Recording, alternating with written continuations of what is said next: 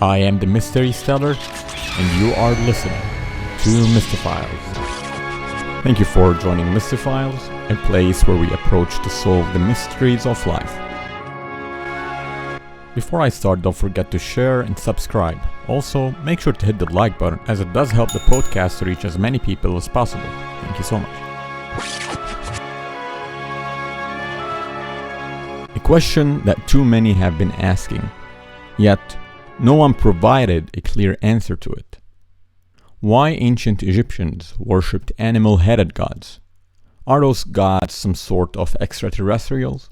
Or are they real kings that ruled over Egypt and were identified with the spirit animal? The answer to this question can be summed in one sentence. So to better understand the mystery, we need to learn more about the ancient humans and their nature of thinking.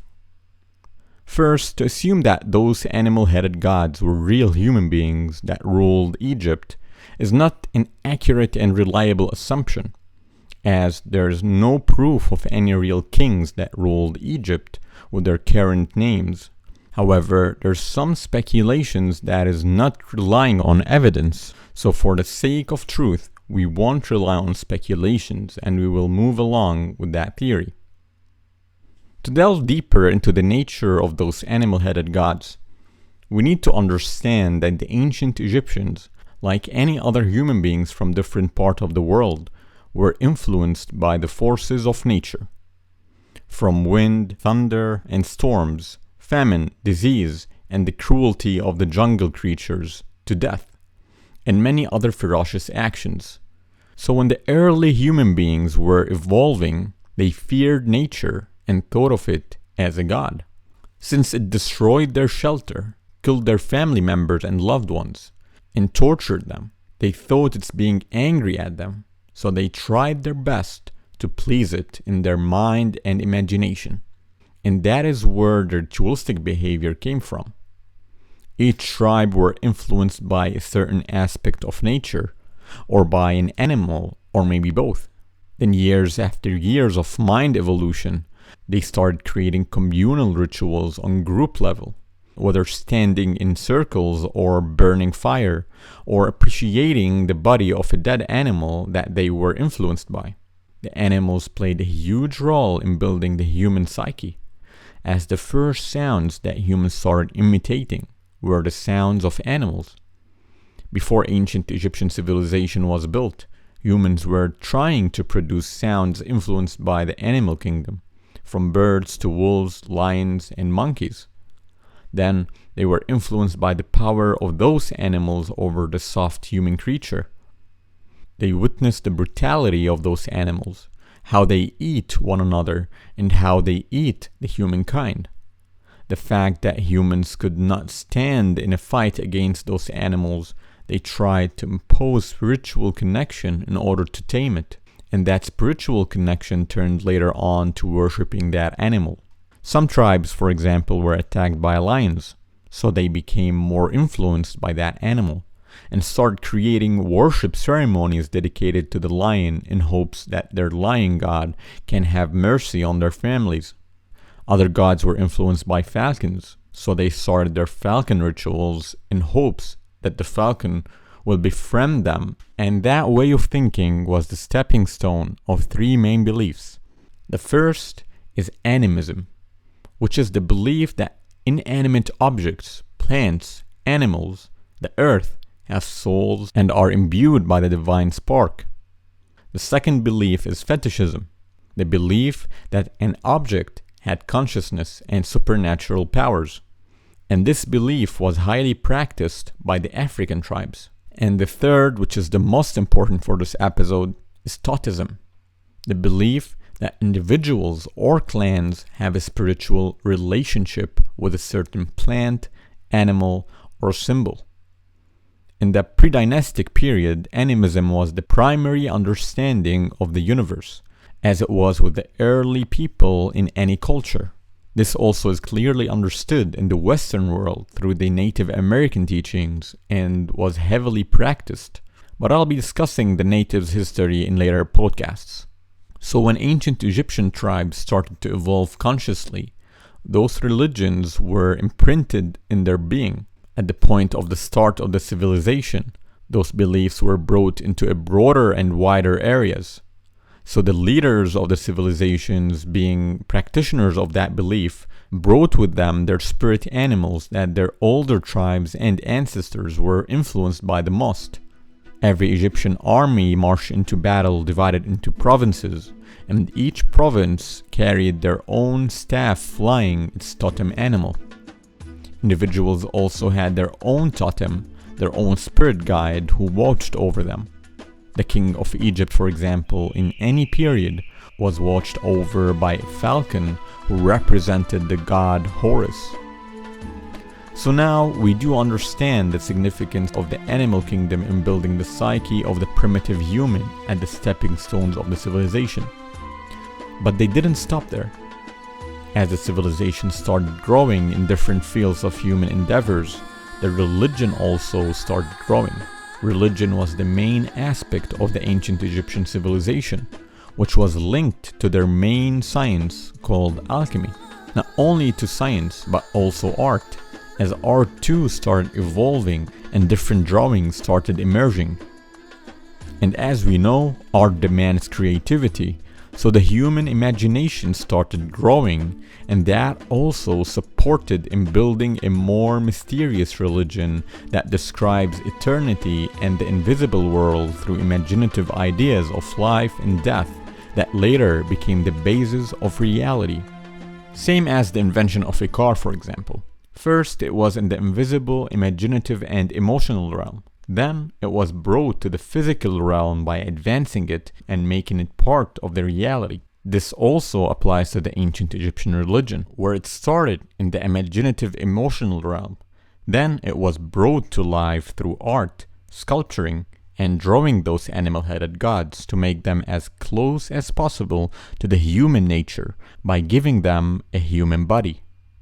Through giving them human attributes, they had greater influence on the ancient Egyptian people. This led to the aspect called anthropomorphism, attributing human characteristics to non-human things or animals. They later transferred the animals they worshipped and their characteristics to the divine realm. So by the dawn of dynastic Egypt in 3100 BC, the gods were taking animal forms, and each animal-headed god was a combination of two main attributes, the attributes of nature and the attributes of the animal itself. Nature was represented by the forces that influenced the ancient Egyptian life, like storms, heat, tornadoes, rain, desert, life and death, and so on. The animal head represented the animal characteristics that is closely related to the aspect of that natural force that the Egyptians were influenced by. For example, the falcon was chosen to represent the sky natural forces, and by those forces they believed in them as invisible spirits. The animal characteristic in this example would be flying, which is closely related to the sky. That being said, we can conclude that the animal-headed gods came from the great worship and admiration of early ancient Egyptians to animals and how they were influenced by them.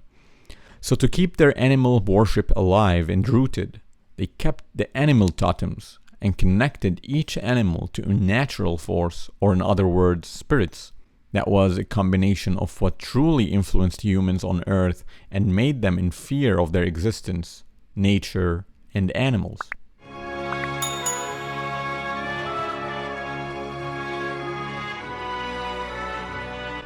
Now you're asking, so as long as they did worship the animal, why they depicted those animals on a human body? The reason why the animal was depicted on a human body is that because each animal, which now we know that it represents natural force spirits, had a major authority on the pharaoh. By that I mean each pharaoh believed that those animal nature spirits reincarnate in their bodies to be able to bring balance into the black lands of ancient Egypt and rule it through the head of the spirit. So when you see the picture of animal head on a human body, it means the intellectual side of that human is now controlled by the spirit represented by that animal. Another reason behind it is to create an intellectual hybrid manifestation of the forces of nature on earth through drawings that help the Egyptians to identify the gods and organize their religion. By giving the forces or spirits a human body, we're producing human emotions into them. And those emotions can produce different stories that can be attributed to those gods and goddesses. The head part is mainly controlled by the spirit of the animal, which was considered divine and natural, while the body is moved by the human emotions since the heart belongs in the body part.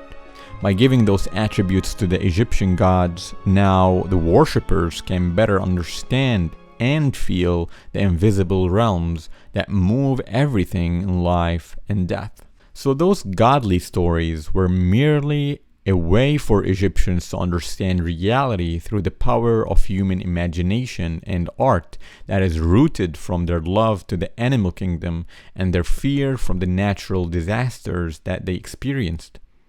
The animal is still significant relative to the natural spirit representing it, as it's the identity of that spirit on earth.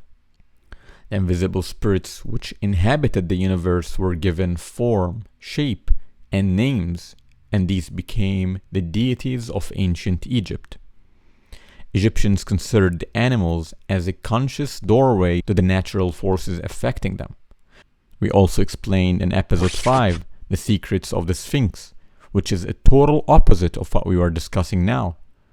A head of a human representing the pharaoh and the divine intellectual human self, and a body of an animal, specifically the lion, representing animalistic desires and power. The animal body with a human head can represent the age of human power over the animal kingdom, but it also has many alchemical symbolisms that I discussed in episode 5, which I would recommend you to watch. Also, we need to understand that gender played a huge role in the ancient Egyptian pantheon. Each god represents either a masculine or feminine nature, and as I mentioned, those gods can reincarnate in the pharaoh. But you might ask, would a female goddess reincarnate in a male pharaoh?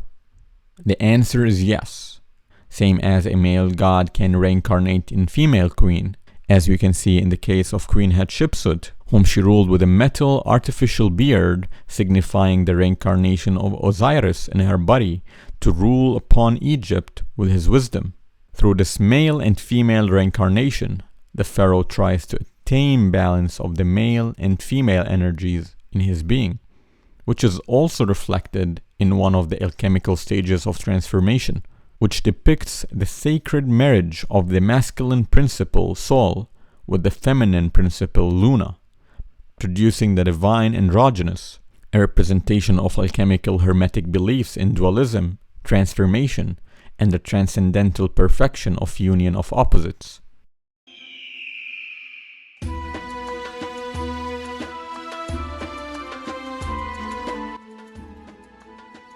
Now, since we understand why ancient Egyptians worshipped animal-headed gods, let's delve deeper into some of those gods' representations and their meanings. One of the most famous ancient Egyptian gods is Horus, whom also is my favorite.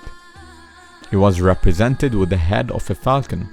This god was highly influential and powerful, where he made his way from the ground starting in a small tribe in Egypt and proved his influence and power to reach the top of the pyramid, being the major influencer and ruler of Egypt. He was the god of kingship, healing, protection, the sun and the sky, and the watcher over Egypt. As we can see, he represented the sky and the sun spirits together combined with the animal falcon part, which also represents flying as a depiction of sky and watching from above. As we know, the falcon has a very keen and sharp eyesight, which sees in the light and in the dark. And that is also one of Horus's attributes as a watcher over Egypt. His eyes represented the sun and the moon.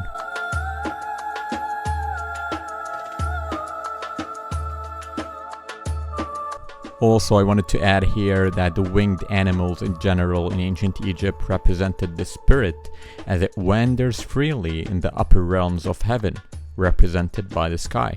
The falcon was believed to be the king of the birds as it can fly high and sees all.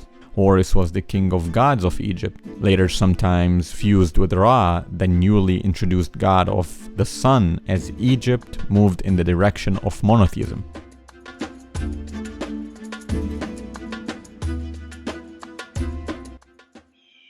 Another example is Anubis, god of funerary rites, protector of graves, and guide to the underworld.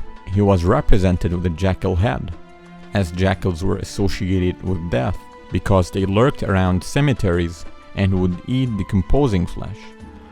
Therefore, by making Anubis the patron deity of jackals, Egyptians hoped to protect dead bodies from being devoured. So Anubis represented the natural power of death itself. To please Anubis with rituals meant to walk the afterlife as peaceful as possible.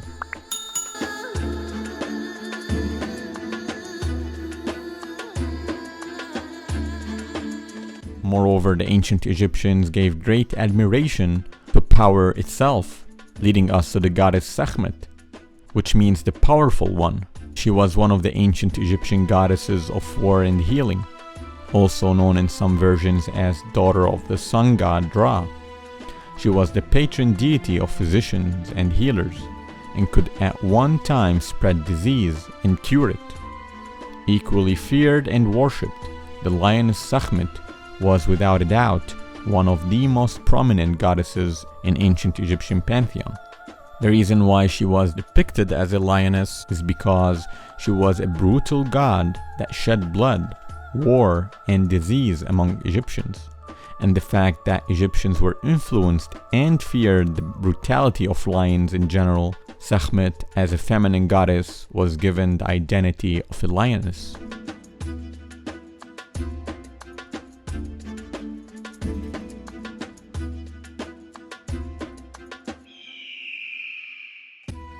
In addition to those gods, many others were worshipped during that period that I will discuss in details in later episodes. Now you might ask yourself, what happened to all these gods? The answer is the fall of the ancient Egyptian pantheon due to the advancement of the human intellect. Human beings started advancing from their primitive technologies to more advanced ways of living. To a point, they were able to produce a civilization that can better protect them from the ferocious actions of nature.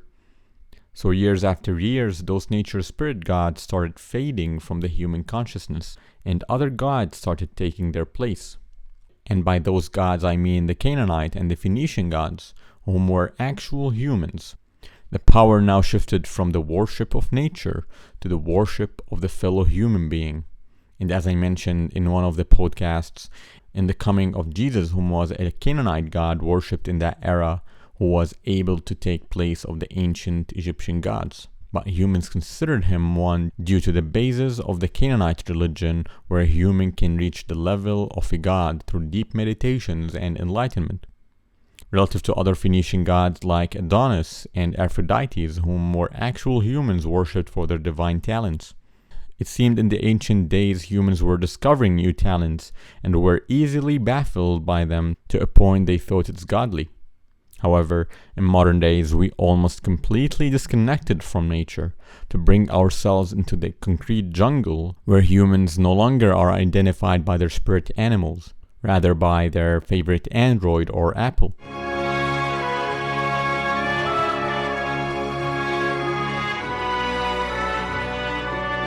In the 21st century, animals still play an important role, and still lurking in their human body attribute through anthropomorphism that is projected in bedtime fable stories and cartoons like Disney's Mickey Mouse, the Ninja Turtles, Thundercats, and many, many more. And the answer to why they depicted those humans with animal heads is the same answer I represented in this episode. It's the emotional human body part that makes us connect closer to those characters. Imagine ancient Egyptians had this animation technology where they can bring their gods into a TV. I'm sure their channels will be full of religious gods propaganda trending what Horus would be planning for the next day.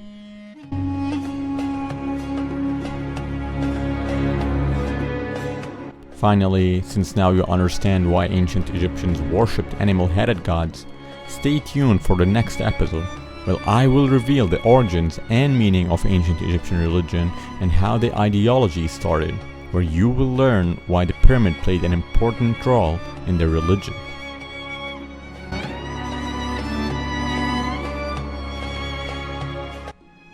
That being said, clear as light, from the darkest realms of my inner sight, I project the wisdom that was given to me to bring balance between the day and the night, where no one is absolutely quite right.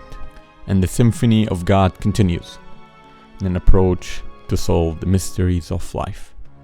I am the Mystery Stellar, and you are listening to Mystify.